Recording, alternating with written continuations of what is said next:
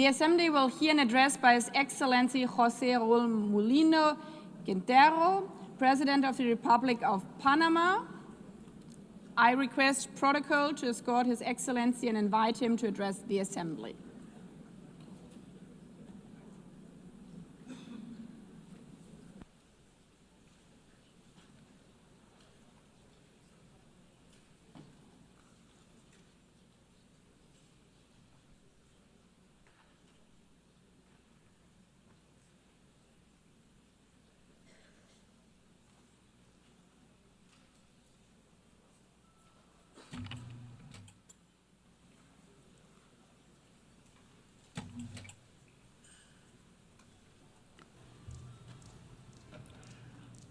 Muy buenos días. A very good morning, Madam President, distinguished heads of state and government, honorable delegates. On behalf of the Panamanian people, with profound respect and renewed hope, I appear before this honorable assembly on the 80th anniversary of this organization, which remains a beacon for peace, cooperation, and progress. Panama has been committed since the signing of the Charter of San Francisco in 1945 to peace building, security, sustainable development, and human rights.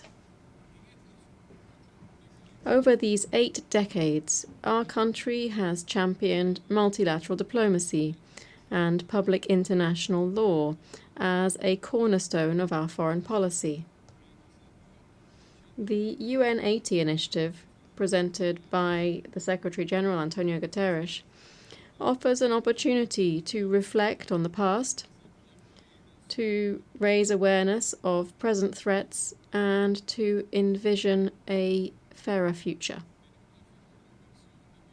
We firmly believe that today more than ever, we must strengthen the value of multilateralism to respond to global challenges and crises as a tool to mitigate asymmetries among nations.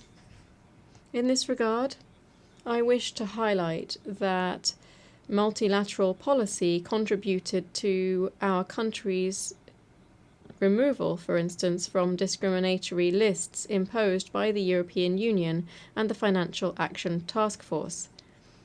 Since it does not make sense to be a member of the Security Council of this organization, while at the same time appearing on lists alongside countries that promote terrorism, we believe it is the right time to undertake a comprehensive reform to make the Security Council more effective, to make the General Assembly more representative, to make specialized agencies more inclusive, and, above all, to reduce bureaucracy.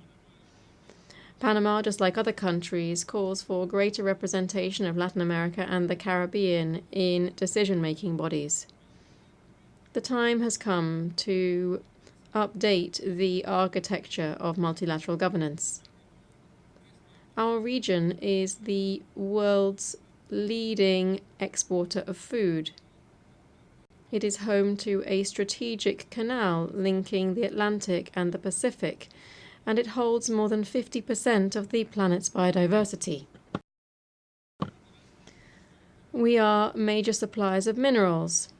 We possess the largest freshwater reserves. We live together in peace, and we strive to preserve this. All of these elements make us a key global actor, and we must ensure that our representation reflects our role and our global significance. In line with our mission to contain and prevent the tragic outcome of a global war, which was its fundamental raison d'être, the United Nations is also facing a challenge of promoting urgent action to achieve the Sustainable Development Goals.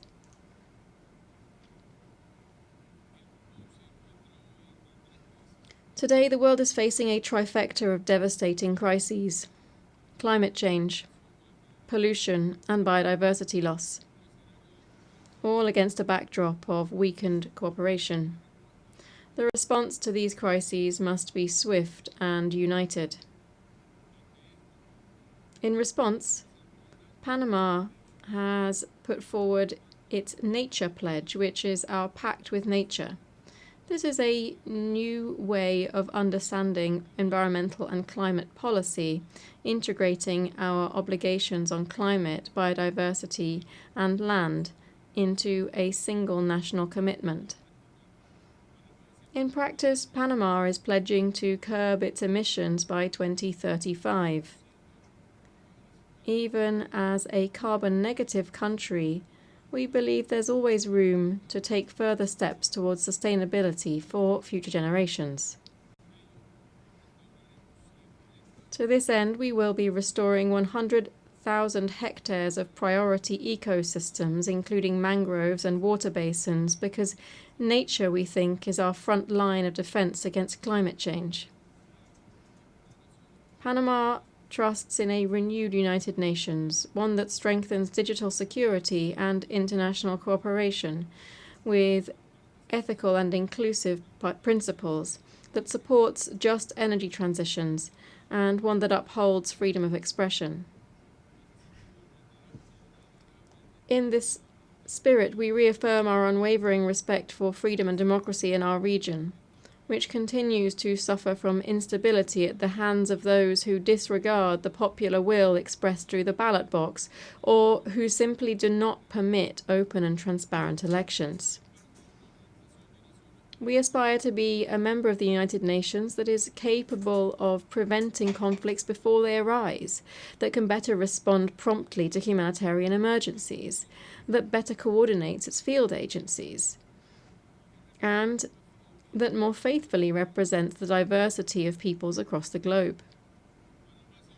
Panama has offered to host offices of United Nations system organizations to support reform efforts under the UN 80 initiative.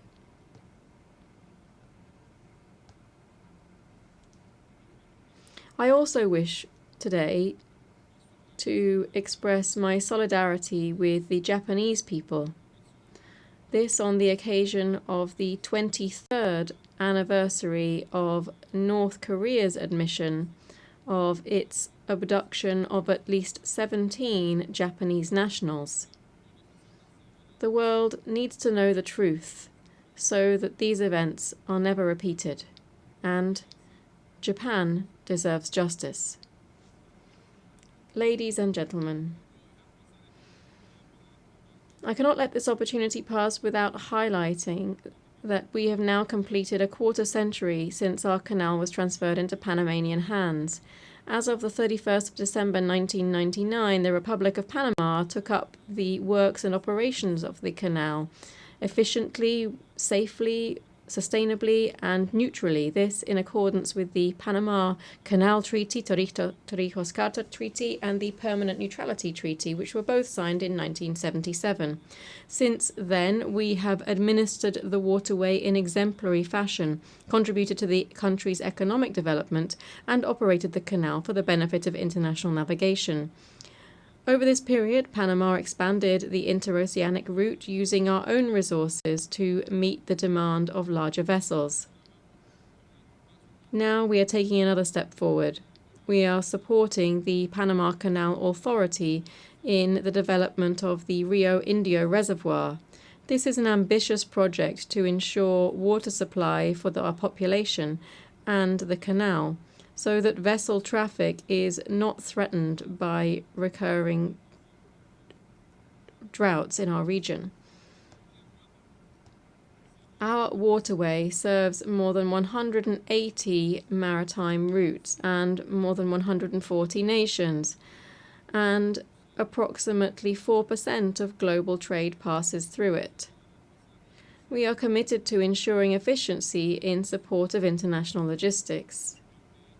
Before this assembly, Panama once again reaffirms its serious and sustained commitment to the regime established under the treaty concerning permanent neutrality, to which the protocol of which numerous states have adhered to.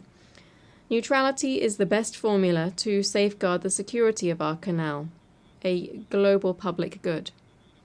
The Panama Canal is neutral, open to the world, and a facilitator of more integrated international trade. It is and shall remain Panamanian. Ladies and gentlemen, Panama, as you know, holds a non-permanent seat on the United Nations Security Council for the 2025-2026 term. This past August, we held the rotating presidency of the Security Council. We viewed this role as a responsibility to maintain a strong voice in favor of peace, sovereign equality of states, justice, international law, and respect for agreements among nations. We have also stressed the importance of maritime security as a priority during our participation in the Council. Panama's national identity is closely linked to maritime transport. Over the centuries, we have consolidated our role as a key actor in navigation and international trade. Piracy, arms and drugs trafficking, and illegal fishing all affect trade and the global maritime transport system. As a transit nation and a logistics hub in our continent, Panama proposes to strengthen cooperation among specialized agencies, including through a regional network to promote maritime security. This would operate under the umbrella of ocean governance and in accordance with international law. I wish to reiterate before this assembly the work that this organization needs to undertake to mitigate the effects of illegal migration driven by organizations that are either directly or indirectly linked to drugs trafficking. For years, millions of people have been passing through our Darien region, which is on our border with Colombia. And yet in just 1 year in office, we've reduced the flow of migrants heading north to zero. That crisis was resolved, thus meeting the promise to shut down illegal crossings through the Darien. The humanitarian and environmental consequences were extreme. The suffering of women and children subjected to abuse and the pollution of one of the world's most biodiverse areas. These continue to cause pain to those of us who have had direct contact with the situation. Today we are seeing north-south migration on a much smaller scale, but which renews our commitment to the orderly transit of people so that they may return home. I must say that while the migratory crisis has been resolved, the causes of mass emigration remain unaddressed.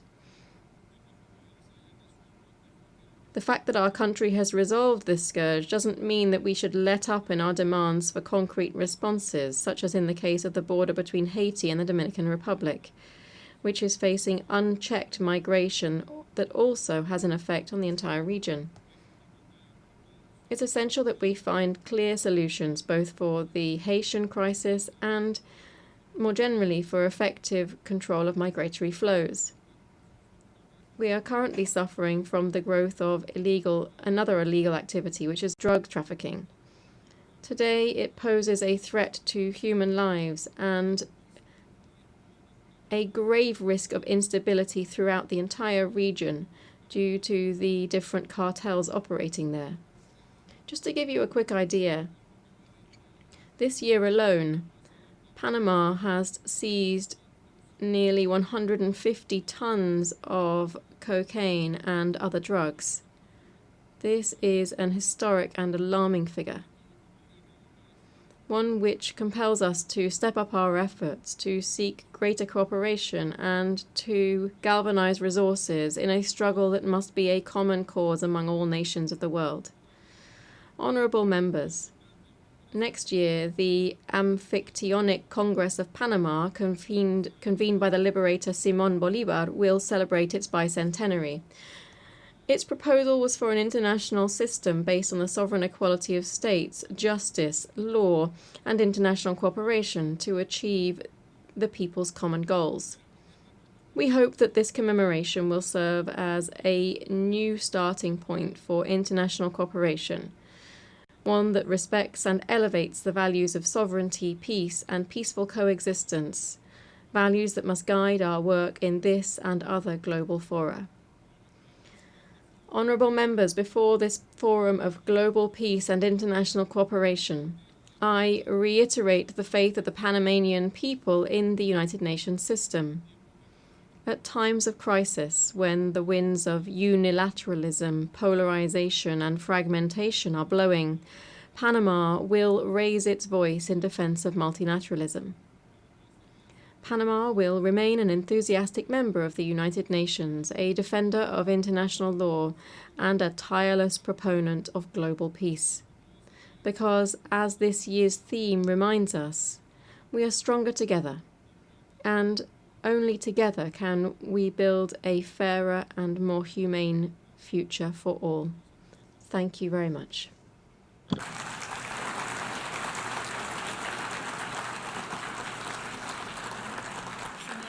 Muchas gracias. On behalf of the Assembly, I wish to thank the President of the Republic of Panama. As the Assembly will hear an address